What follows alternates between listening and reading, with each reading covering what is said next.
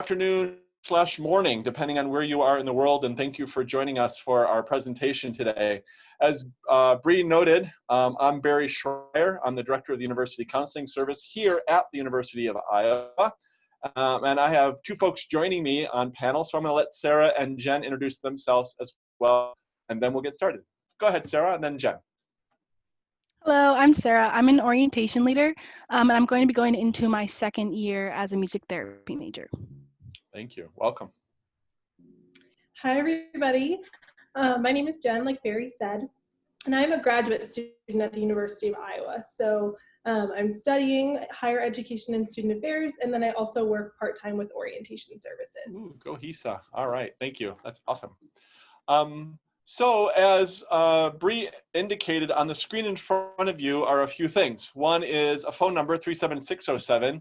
So if you'll put that into your text function and then text what basically is mostly my name, BARRYSCHREIE 579. And if you'll text that to 37607, we're going to have a number of interactive functions today because we can't do this in person. So we're going to try to do it virtually. So if you'll set up your phone to do that, and then I will give you some prompts, and we'll have you interact. And that will give us some real live, real-time interactive data for us to talk about as we go through our presentation.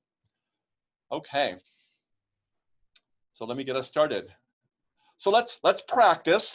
If we all can do this. So if you all will then text in the name of your city or town, and then the full name of your state that you are currently in.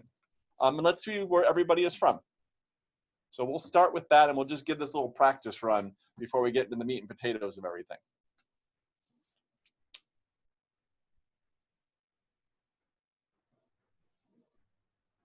Okay, here they come.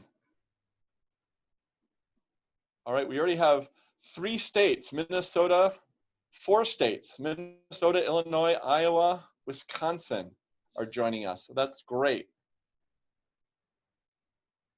Let's see where else folks are from. Quad Cities, I see, which is a shared Illinois-Iowa thing, in case you're not from this area.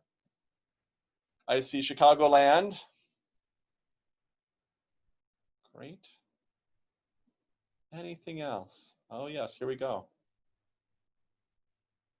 You'll also know with these word clouds, the bigger the word and the more central the word is, the more times it's being said. So just to let you know, size and placement.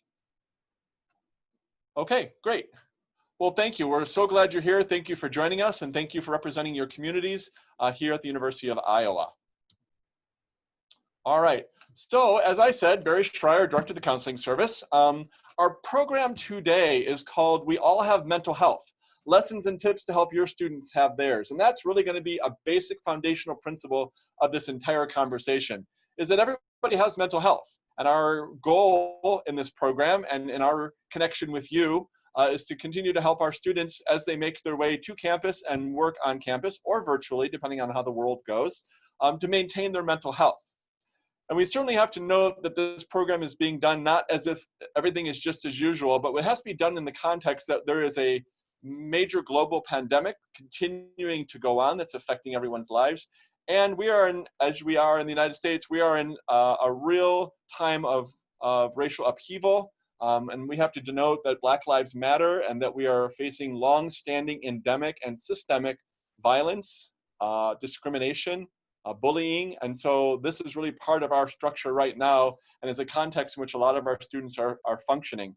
So we will keep pandemic and Black Lives Matter as part of our context today as we make our way and talk about that we all have mental health. Okay. So let me tell you what we may or may not do today. And the reason I say that is, well, you may all start asking questions. You have your question and answer function. And so you can begin to ask questions as soon as you would like. And Bree will watch those for us and interject if you do ask questions. And I'm glad to respond as we go. So if you want to ask a lot of questions and we don't get to the end of the presentation, yay, then we all win. If we get to the end of the presentation and you ask questions at the end, then yay, we all win.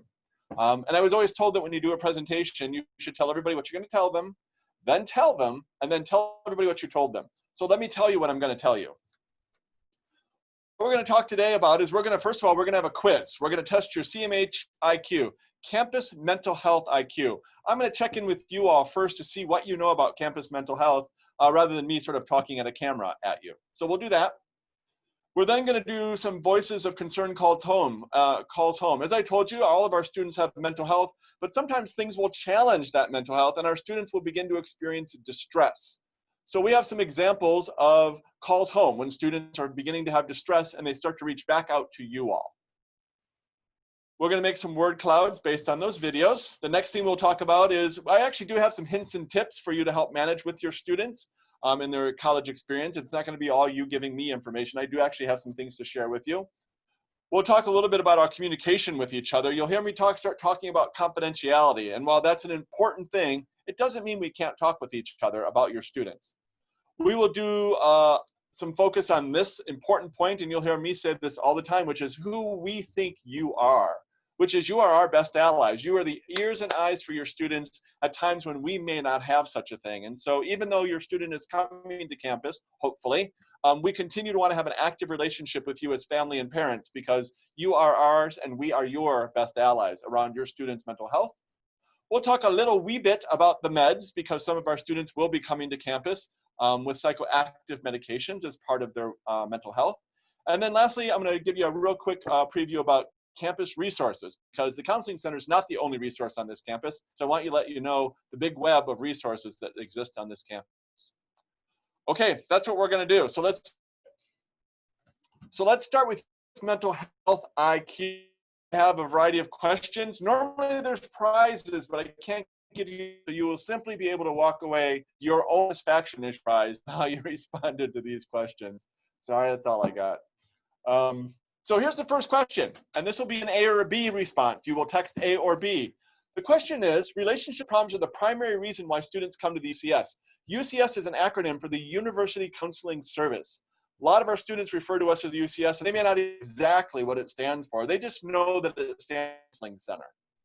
So relationship problems, and this can be relationships with anybody. It can be relationship problems with you all. It can be with roommates, friends, professors. But relationship problems are the primary, numero uno, reason why students come to the Counseling Center.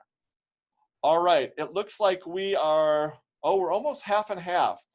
Half think this is true, half think this is not true. All right, the correct answer is, yeah, it's disagree. It is incorrect. So the number one reason why students come to the Counseling Center is, ready for it?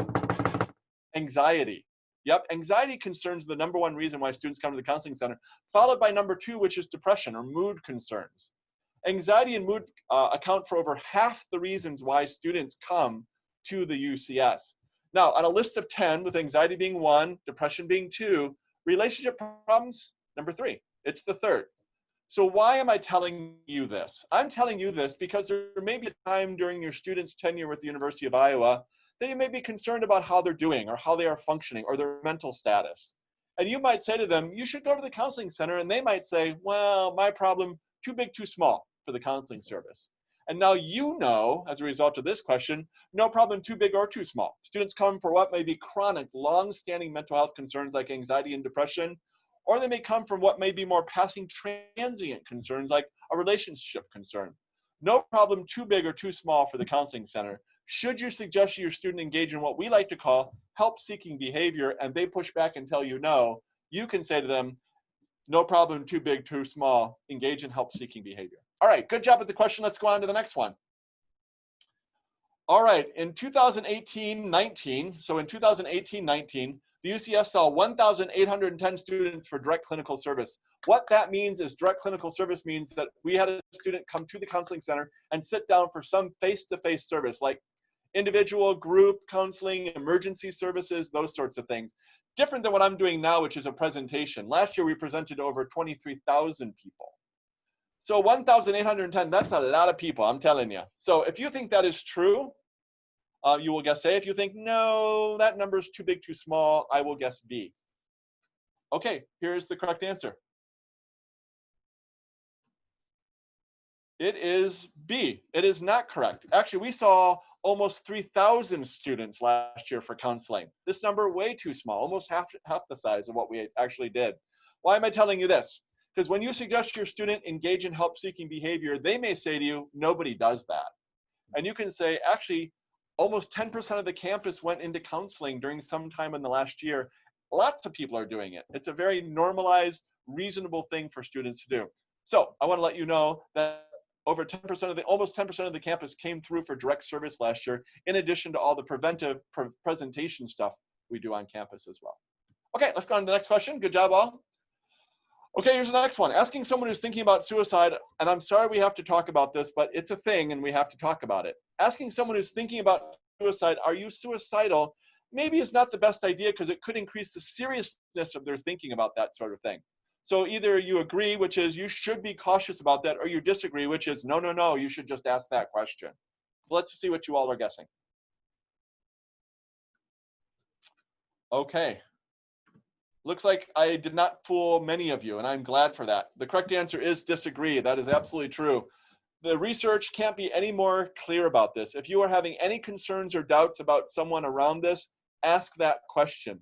The most lethal thing about suicidal thinking is its secrecy.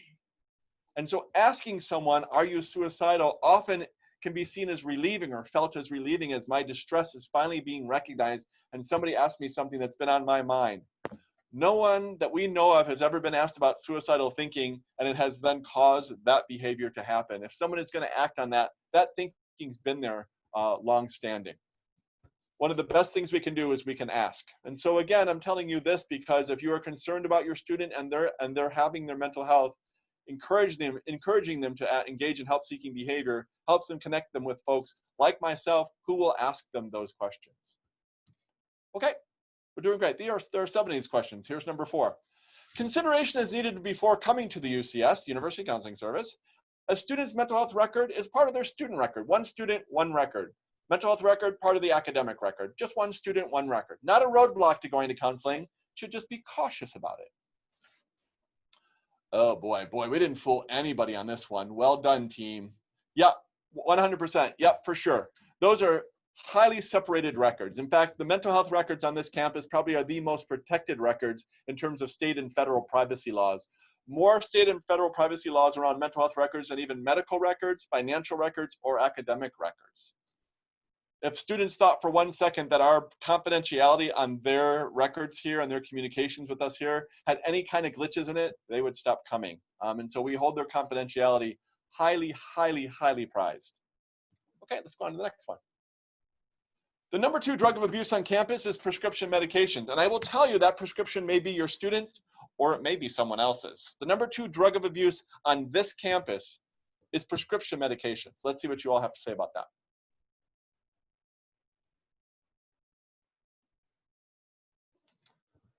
Okay. Oh, we're still thinking. Got some answer change in here. Okay, we're a little more towards agree than disagree. The correct answer is disagree. It is not the number 2 drug of abuse. The number 1 drug of abuse is alcohol. Of course it is. The number 2 drug of abuse is marijuana. And thank you, Illinois, for your passing your laws. We now will have more marijuana on our campus than we have in the past. The number 3 drug of abuse is prescription medication. So that when we think about substance use on this campus, we're always thinking of these 3 things. And in terms of things like our recovery program here, we're thinking about these 3 things around recovery. So if you have a student who is trying to be in recovery, or a student who is in recovery and is wanting to maintain that in a challenging environment like a college campus, we do have a collegiate recovery program here on this campus to help your student engage in recovery if they need to around substance use. Okay. Let's see. There we go. All right, last question for us, team. The average number of sessions a student attends when coming to UCS is 5. So when a student comes for individual counseling, on average, they're going to come 5 times before they think, I'm done. I feel like I've reached my goals. Thank you very much. This has been really helpful. On average, when students come, they come 5 times. Agree or disagree?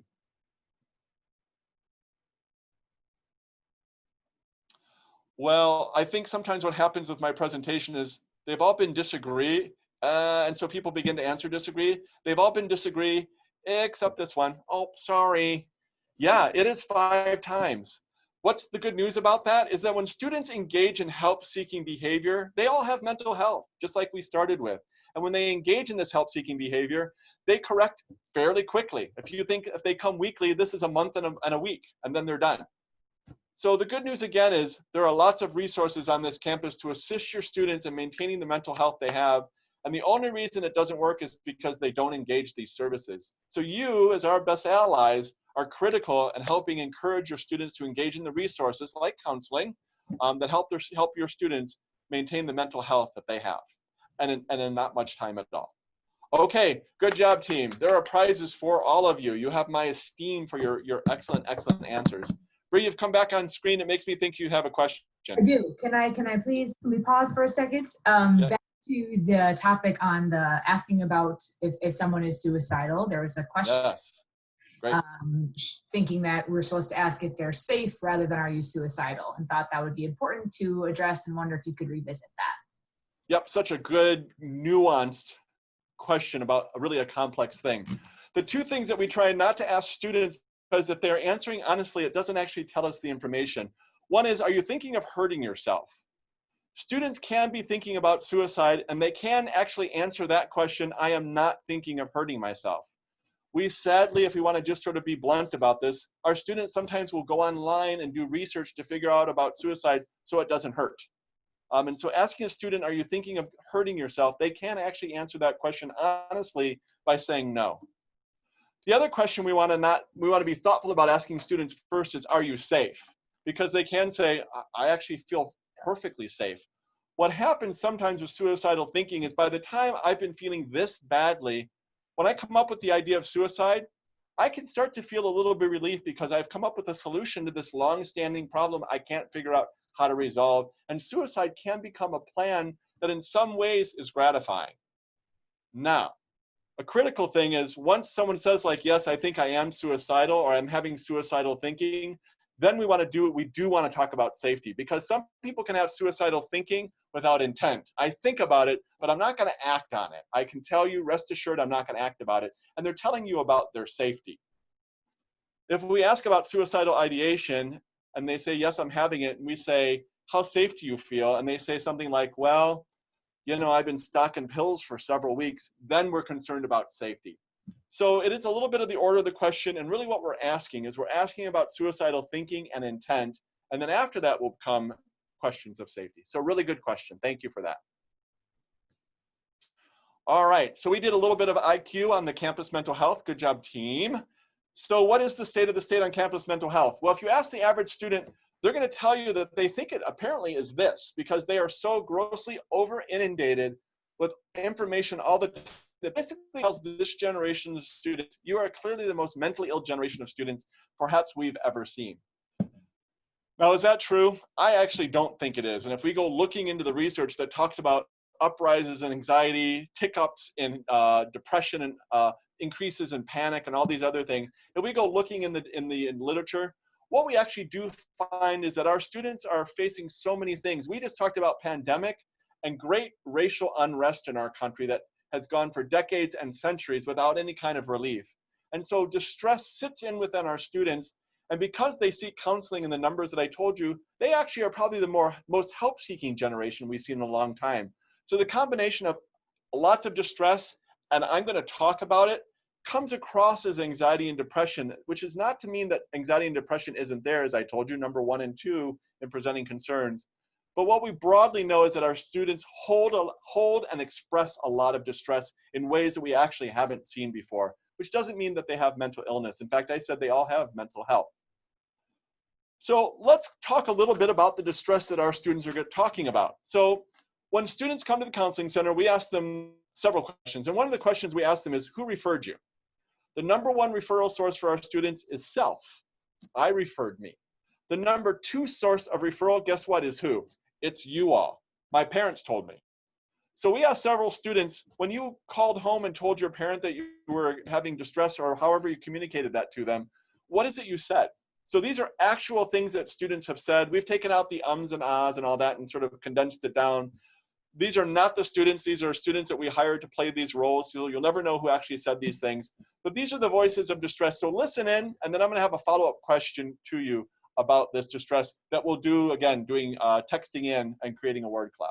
All right, here we go. Here's the first video. I have been feeling weird. It's been hard. Let me do one thing. I'm going to share my computer sound, and then I think you'll be able to hear it better. So let me try this one more time. To get to know people here. I mean, hard to make friends. I'm just worried no one likes me. And besides, I need to study a lot, so I don't have a lot of time anyway. But then I get really lonely, and I'm not sure what I should do. What do I do? Okay, so that's Daryl. I Okay, have been thank you, Daryl. feeling. So here's the text from Daryl, just so you can see that as well.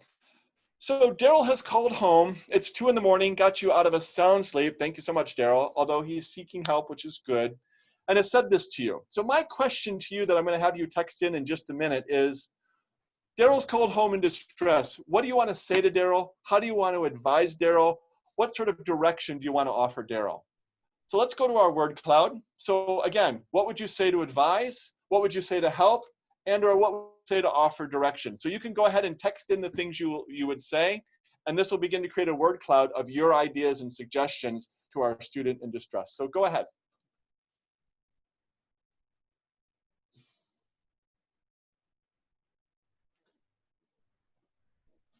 And don't be shy.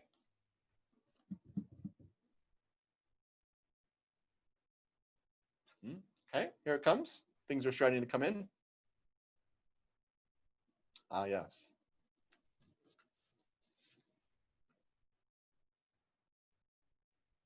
Right.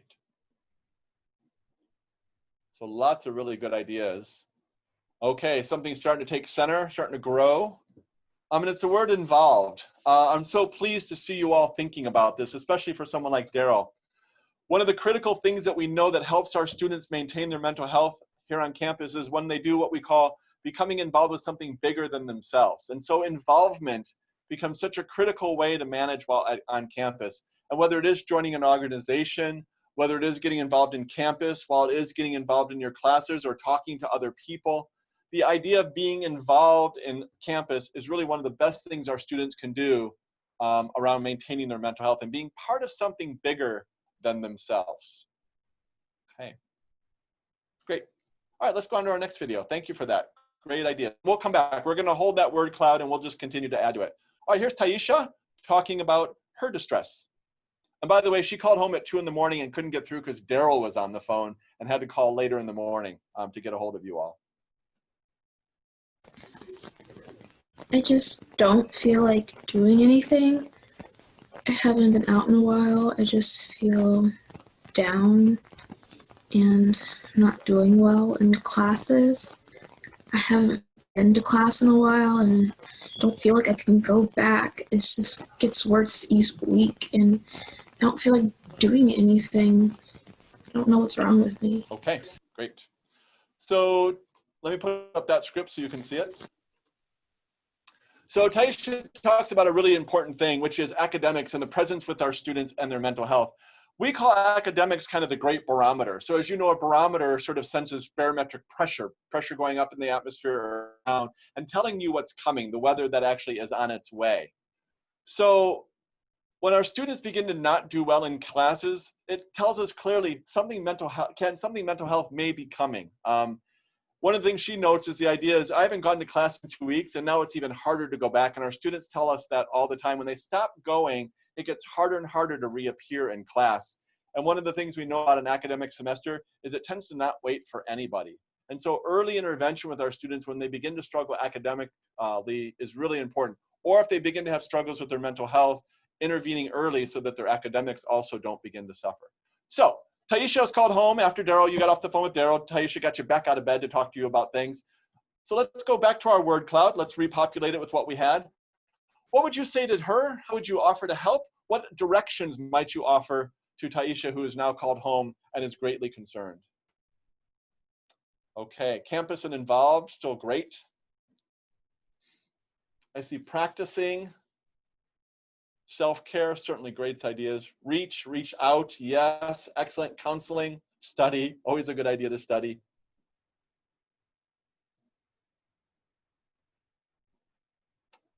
Okay, again, some really great ideas that you all are offering.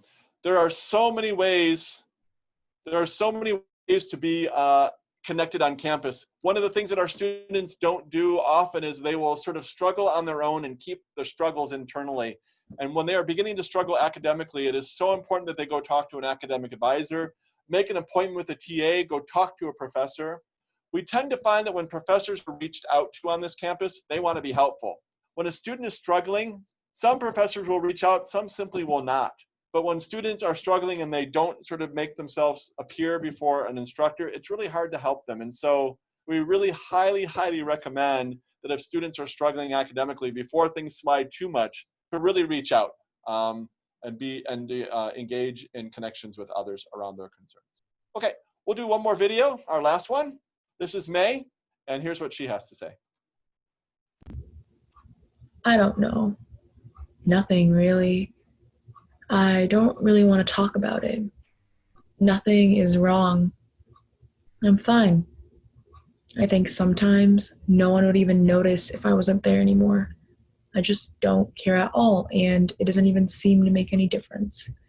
But it's okay. I'm fine. Okay, so that's May. Let's put her text up so you can see it again. So May can be concerning, right? Because she's telling us, like, you know, it's sort of this thing, like, yeah, no, I'm fine, but something's wrong. It's sort of an approach of, avoid. I'm having some struggles, but I'm not having any struggles. So maybe our most concerning students. So let's get this back up. Again, what would you say? How would you advise? What would you offer to help? What would you offer in terms of direction? So let's see what you have to say about May. Yep, counseling, connect. Yep, great. I see the word people several times. Seek help, counseling, counselors, yep. Talk, oh yes, excellent. So you all are hitting on such important themes. I figured I didn't have to actually tell all of you much about this because you would identify all the critical things. So the word campus has taken center screen for us, and you can see kind of to the left is counseling, and then along the right is connect, talk, help, anyone, involved. I also see the word involved. These are such curative things for so many of our students. They tend to struggle the most when they keep to themselves and they don't share their distress. So getting involved in campus, participating in counseling, getting involved, connecting with roommates, an RA on a floor. We love the RAs. They are the helpers that actually live with your first year students. I'm not allowed to live with your first year students, but the RAs are, and they see your students on the day-to-day. Talking to someone, seeking help, seeking out anyone. You've identified all the really critical things. It's not everybody's job to diagnose what's happening. It's not anybody's job to necessarily treat what is happening. But on the day-to-day, the most important thing is get involved with something bigger than yourself, reach out to others, and engage in help-seeking behavior when you need it. Okay, good job, team. Awesome, well done.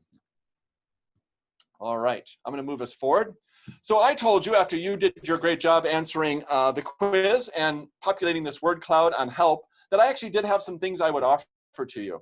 So one of the things that our students tell us all the time is, my parents advise me, they're always telling me what to do. They think they know everything. Well, college is different than when they were in college. And what our students tell us is by the time they hit college, the best thing you can do for them is to find out how they're doing and help them tell their story. Ask them questions, engage them to find out what's going on, how best to help in terms of letting them tell their story. They are highly accomplished, smart people with mental health, and with some sort of assistance from you in telling their story, they often will find their own solutions. So here's our initial hints and tips. As I said, you should listen. Listen some more, and then if that doesn't work, listen some more again. If that doesn't work, we say see the first one above, see number 1, repeat number 1, follow 1 through 4, and if all that fails, please do all of the above. And our students really seem to like when you are curious about them and engage them with questions and assistance and helping them tell their stories to find their own solutions. Now, so we do have some more specific things as well that we want to share with you about mental health. The first one is what we call the screen door. If you're going to reach out to your students, they kind of want to know, like, how's that going to work? Because when we were all home, it was certainly a much more spontaneous interaction. Now that I'm going away to campus, hopefully in the fall, how are we doing this? Are we talking once a day? Do I text you? Do we call? Are we video calling? What are we doing here?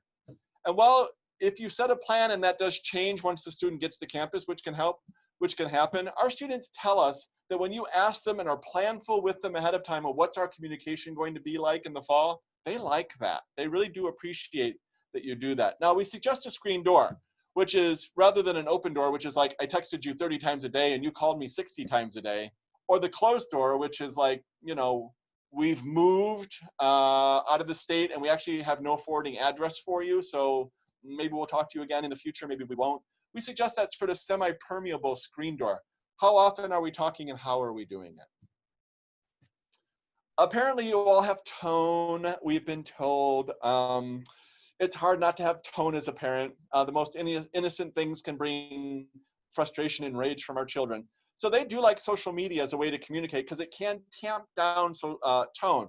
Now that doesn't mean that you don't send like some emojis and your student gets all bent out of shape because you sent 3 eggplants instead of 4 like their friends.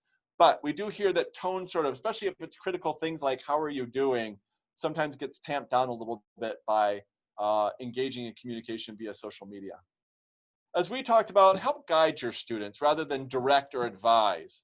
Ask open-ended questions, right? Ask them, how are you doing and what's going on and how long has this been going on and when did it start and when are things good and when are things not good, so that they can hear themselves tell their story. Our students often sit in their distress in their heads only, and having that kind of thing in your head only it's a terrifying, bottomless place for any kind of distress to live. And so being asked to tell my story helps get that out, and it helps that story take shape so that I then can decide what I should be doing about this. For sure, some is going to be expected. Transitions are hard. Our students are making big transitions during a very difficult time, and things feel so unsure now, more so than perhaps they have in a long time.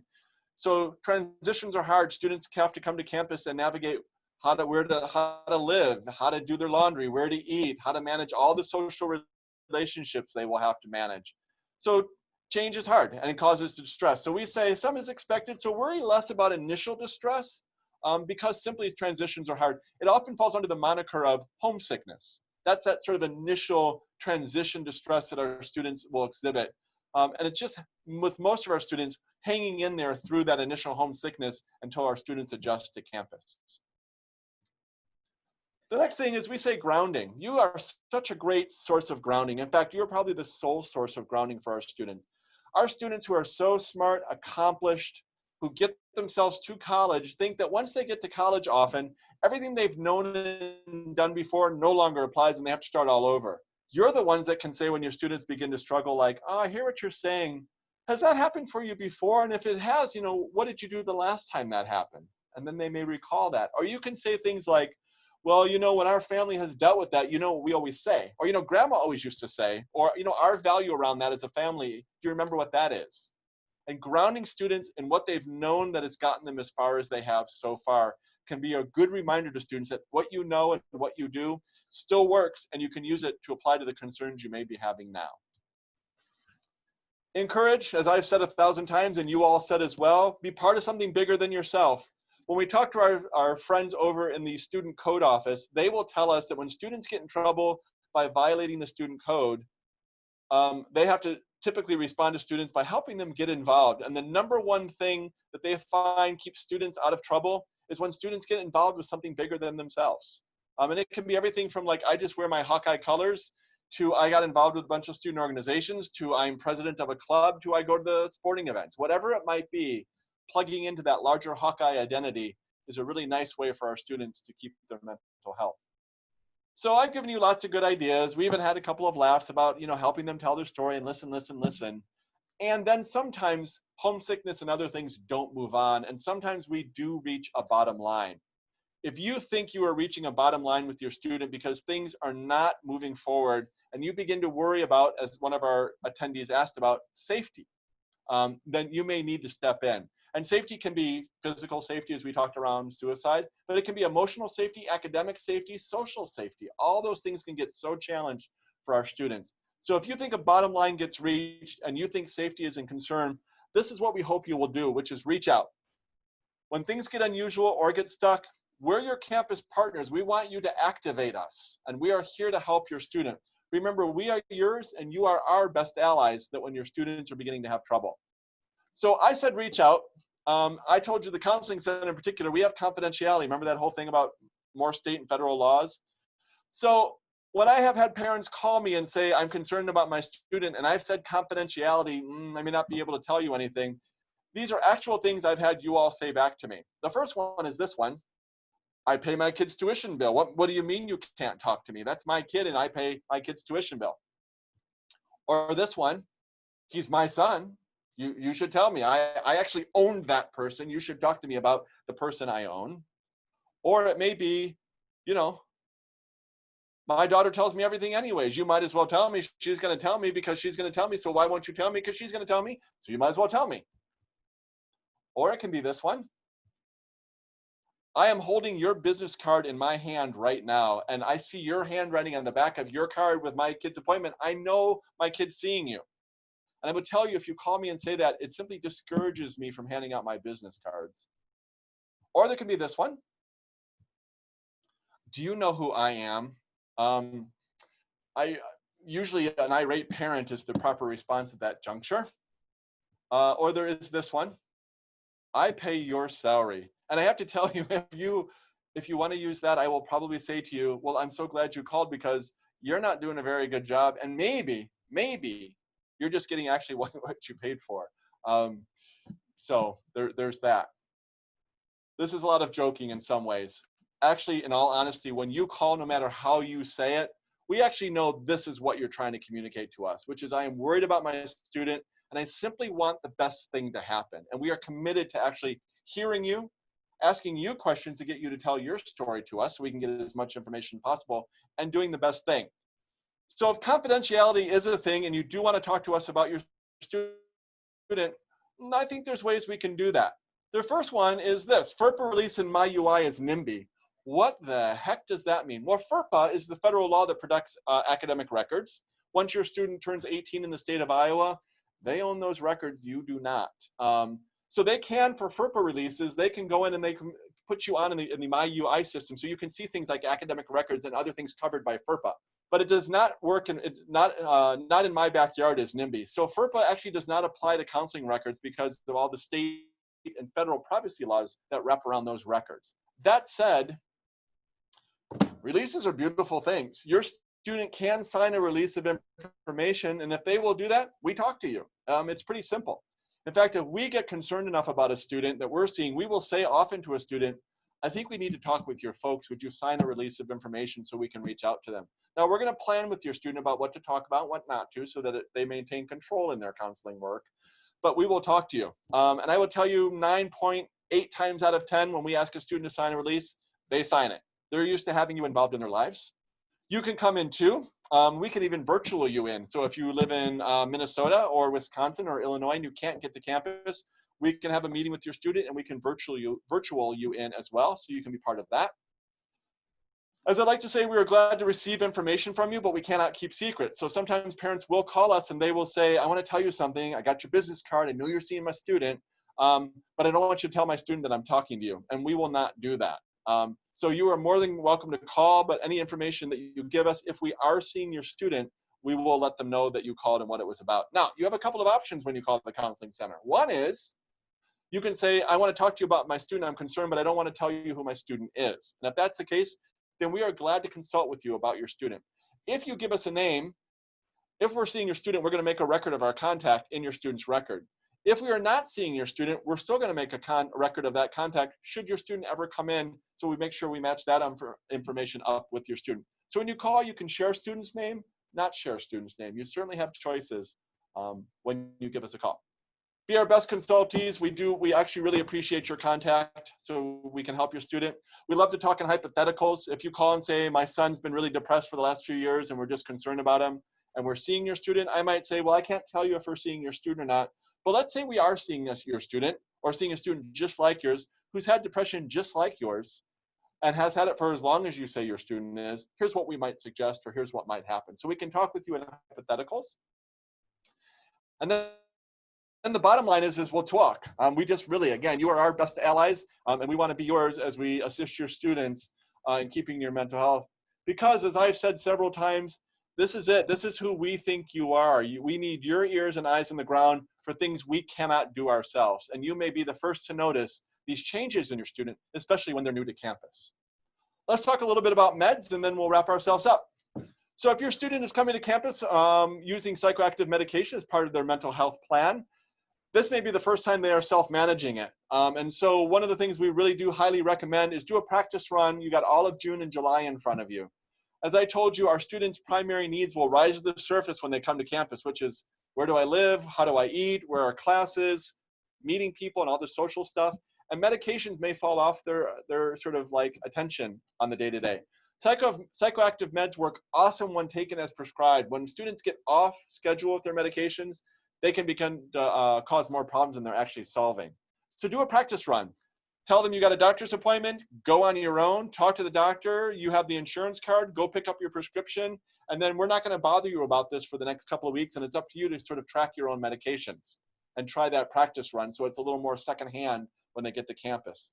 There are lovely apps for their phones if they want to download, which will remind them regularly to take their medications.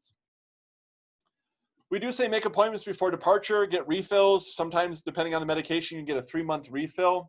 That will take you through the bulk of the semester, or at least up till Thanksgiving, and then we'll see what happens with Thanksgiving in the coming semester. We do recommend, if you can and it's convenient enough geographically, that if you have a current relationship medically, keep it. We do have 2 psychiatrists and a psychiatric nurse on campus who can take on your students' care for their medications if needed, and they're awesome, and we work closely with them. But if there is a current medical relationship and you can keep that, we highly recommend it. So here are these resources I told you about. And as you can see, I put up a little spider web. We are one big web. Let it never be the reason you didn't call to consult as our allies because you couldn't remember who to call for what. Call any of us. It's like a big web. If you tug one point of the web, it moves the whole web. If you call me, and I think you should have called Student Disability Services, I'm going to tell you, I think that's for Student Disability Services. I know Mark Harris, who is the head of that office. I'm going to call him and let him know what's going on and to expect your call. And we all do that with each other because, again, we're committed to your students and helping them maintain their mental health. This great list, everything from our campus clergy to our academic advisors to the counseling center. All right, take a deep breath. This is a lot. It's some serious stuff we talked about. Deep breath. Remember, the University Counseling Service, Student Life, and others are here to partner with you. I'll say it one more time. Partner with you to assist your student in their success. That's our good news, and that's key. All right, I think we did all of this. Good job, we did it. Woo, nicely done. We did do all of this. That's great. Okay, so let me see if there's any additional questions that we've gotten from the crowd. Bree, if you want to chime in on that, and then I know we need to wrap up in a couple minutes.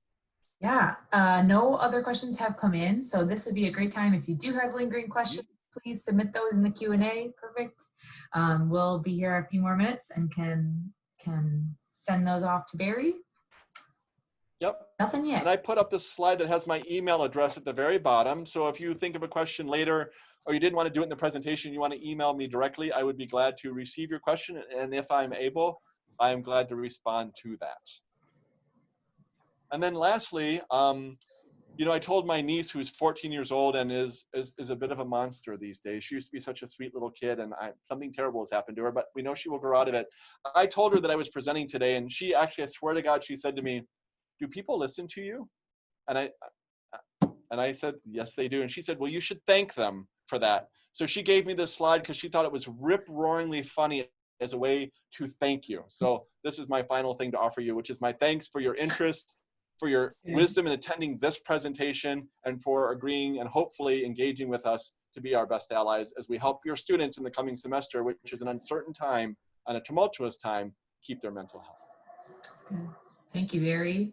We do have a question that just came in, and that is, how does a student connect with the meds management team on campus? I'm assuming that Great question. Yeah. So you can do it a couple of ways. If your student is simply interested in making connection for management of their medication, they can call the health service, the student health service, directly and ask for an initial appointment. They'll connect you up with one of the physicians, or if you want to ask for a meeting with the psychiatrist directly, certainly can do that. What we recommend is, because there's 3 of them and 33,000 of students, they can book up quickly. You don't need to make any appointment ahead of time, but within the first week or 2 on campus, that's a good time to make that initial appointment. bring prescriptions with you. And if the physicians here or the nurse practitioner want to get a hold of previous records, they will have your students sign that release, and then there will be an outreach to your current physician to have records brought forward to campus. Thank you. I just put in the chat as well the website to register for other orientation sessions this summer. Probably a website that you all have already found, but Student Health is hosting 3 more webinars yet this summer. The next one is on June 24th. And then there's a couple more later in June into July. So if you, especially if you're particularly interested in the management of medication or want to connect with Student Health, the session is called Student Health 101, and that might be a great one to tune into as well. All right, well, that's it for now. Hey, thank you very much, everybody. We'll look forward to seeing you all, hopefully, in the fall. Yes. Thanks, everybody. Thanks, Barry.